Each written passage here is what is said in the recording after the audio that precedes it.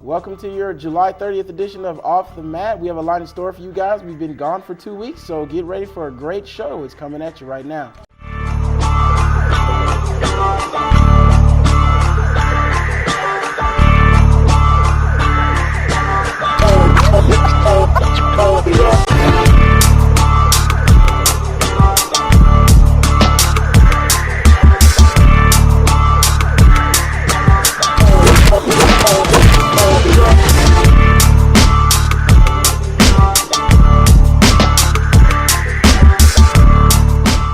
All right, guys, welcome back. I'm Bernard Oliver, and that's John Urquio over there. Jeremy can't be with us today. He is working on another project. He's actually working on the Off the Mat website, which, man, if you haven't seen it, John, I've seen the layout of it. It's a nice video format for a website, nice little scrolling video bar at the top of the website. It looks really good.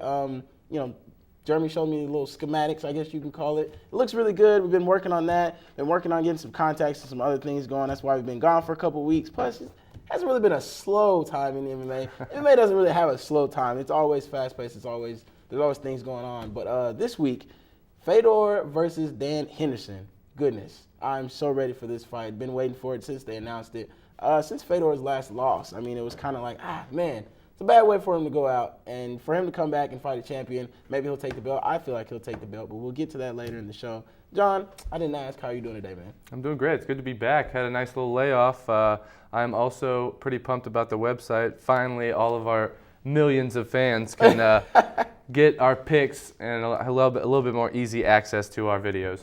All right, and speaking of picks, we're going to have a couple of picks posted up on uatvonline.net in the Off the Mat section under sports that you guys can go look at before the card tonight, so you guys make sure to check that out. But getting into this first fight, a fight that I'm really excited about, it's getting a lot of buzz, Paul Daley versus Tyron Woodley.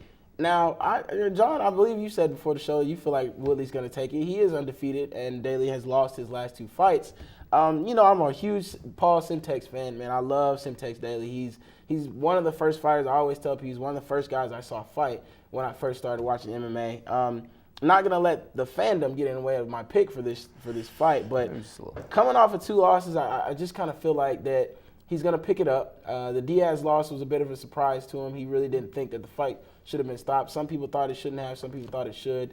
I remember we had a pretty nice discussion about that last time on the show, and we talked about Paul Daley and Nick Diaz.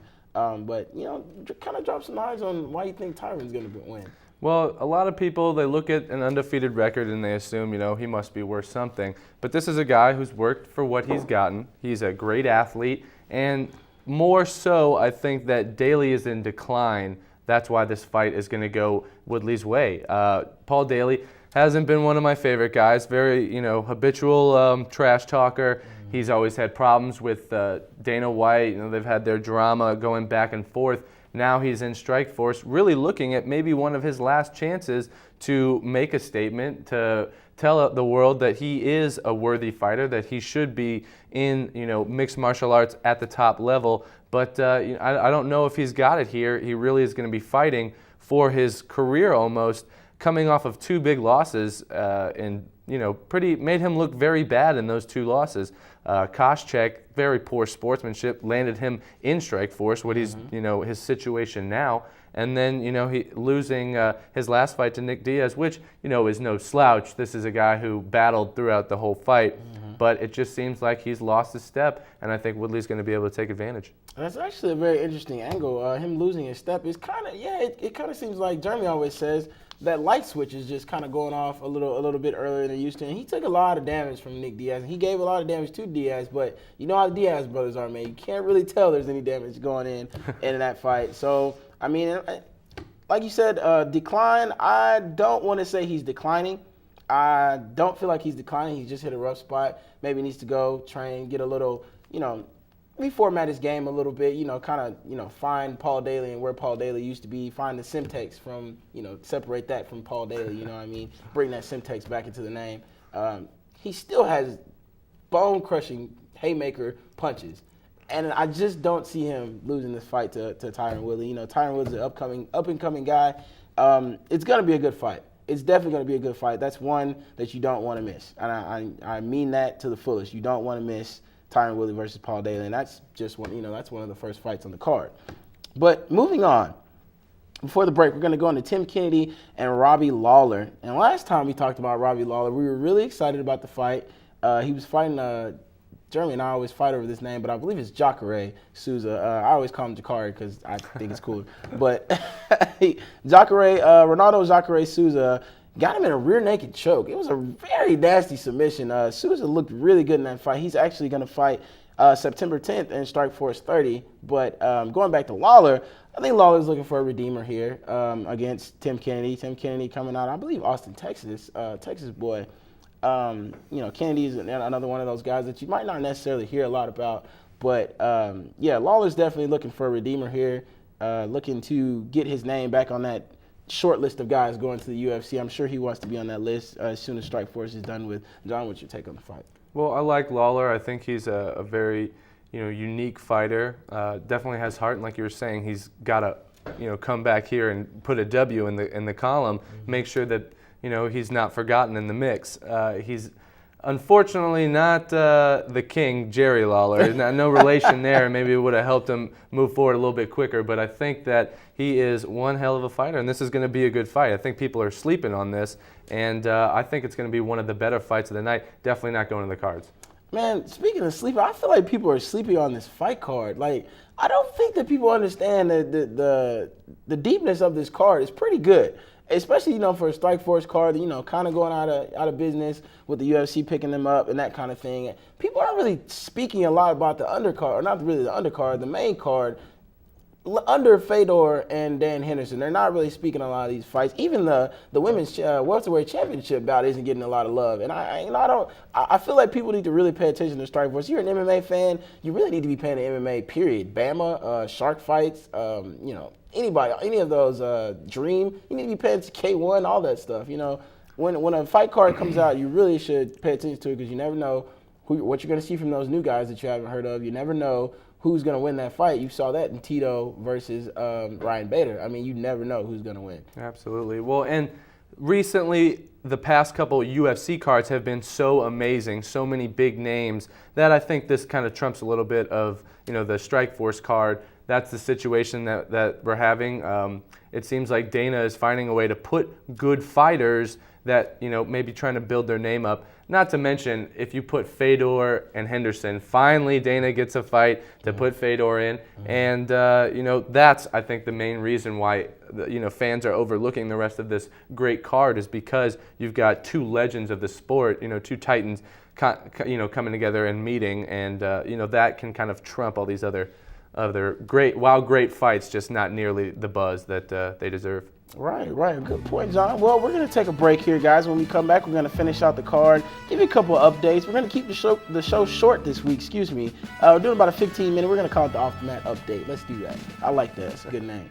So when we come back from break, guys, we'll finish the card out, and we'll talk women's MMA and the Fedor Dan Henderson main event.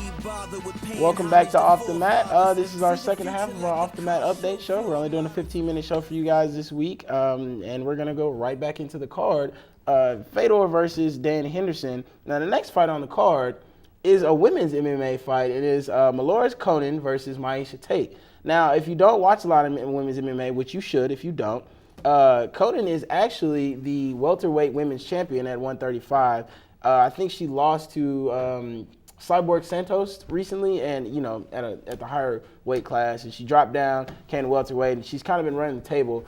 She's out of the Netherlands, which always kind of reminds me of like the Overeem brothers, because they're from the Netherlands. Well, maybe the good one, not the bad one.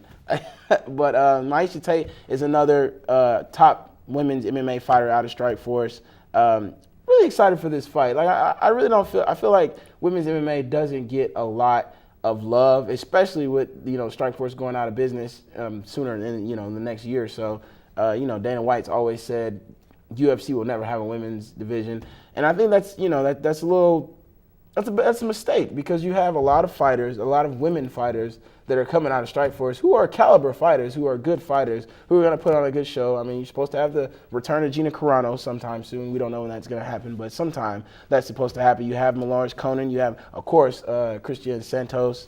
You just have a lot of. It's a really deep. It's not deep, but there's a lot of caliber women fighters that come out of the Strikeforce brand, And I really think that they need to, kind of bring that to UFC. Maybe even pull some girls out of Bellator. There's a couple of girls in Bellator that really kind of kick butt in the ring, and I just don't want to really see it go away. Never really been a fan of not having women's MMA division just because it's just more fights to put on a card. Absolutely.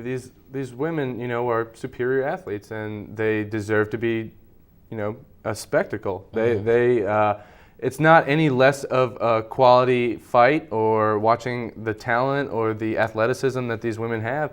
And it's a shame Dana White's, it's his decision to keep a sport, with men, singular, keep it divided. And I would hope that he would move forward and maybe when Strikeforce starts to come down, maybe create his own women's division or league to put them in, because it's only hurting the UFC, hurting mixed martial art fans because they're holding back being able to watch these talented people. So I think that hopefully, eventually, as time grows, as the sport grows, then different sects of the sport will grow, and eventually there will be a lot more women involved in mixed martial arts. Yeah, and I believe that too. And Dana White has always gone on record as saying, the fans make a lot of decisions. They have a lot of they have a lot of weight when he's making a decision as something like this. With the Strikeforce being absorbed and that kind of thing, fans really had a huge, input on that. And he kept them around. Like he said, he could have just axed it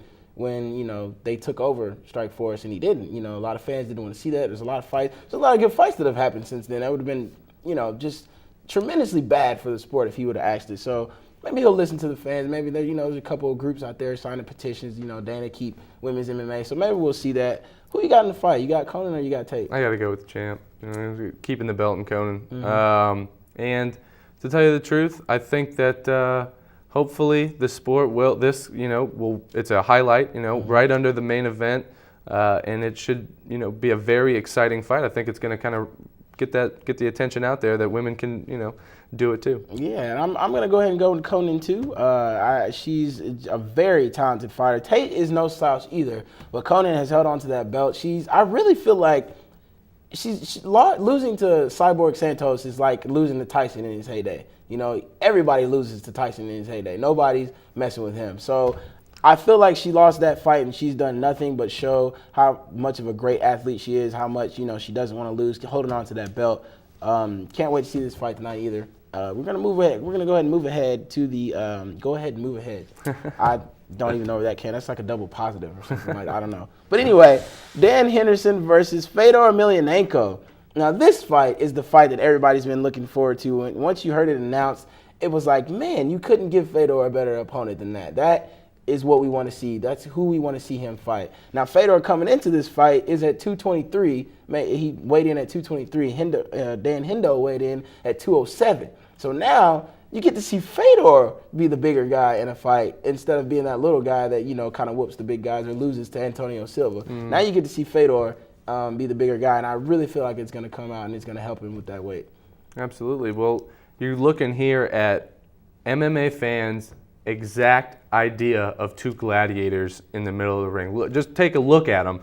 That big puffball Fedor. You could just imagine armor all over him with Hendo coming at him, swinging that chain. The mace coming right at him. I think that this is just going to be an epic fight.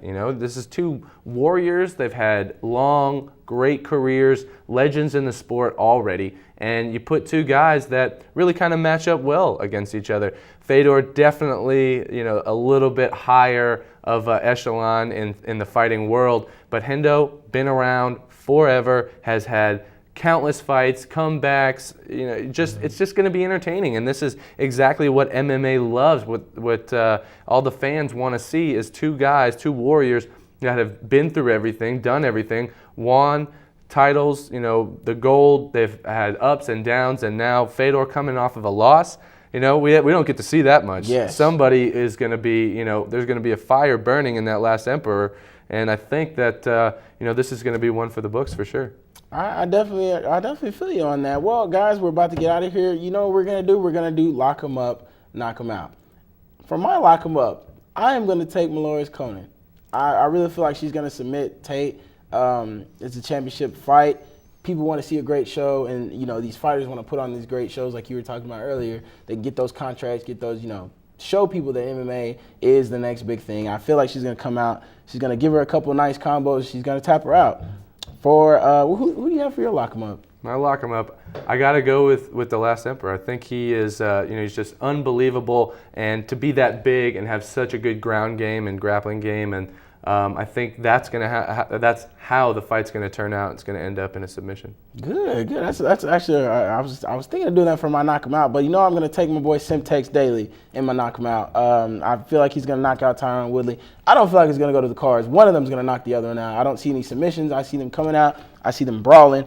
And I think Daly's going to take that fight by KO. John, who you got in your KO? I am going to have to go with Tim Kennedy getting knocked out by Mr. Ruthless Lawler. Wow, that's a good pick too, man. That's going to do it for us this week. If you guys want to go out, go on uatvonline.net, check under sports, go to Off the Mat, and you'll see our write-ups. You'll see the ones from 132, and then you'll see the ones from this card. We're doing 2 this time for you guys. 2 notable fights to be on the lookout for. We're going to do our picks on that. Probably going to be pretty similar to our lock 'em up, knock 'em out. So that's going to do it for us this week, guys. I'm Bernard Allen from John Okuyo. And until next time, we'll see you at the fights.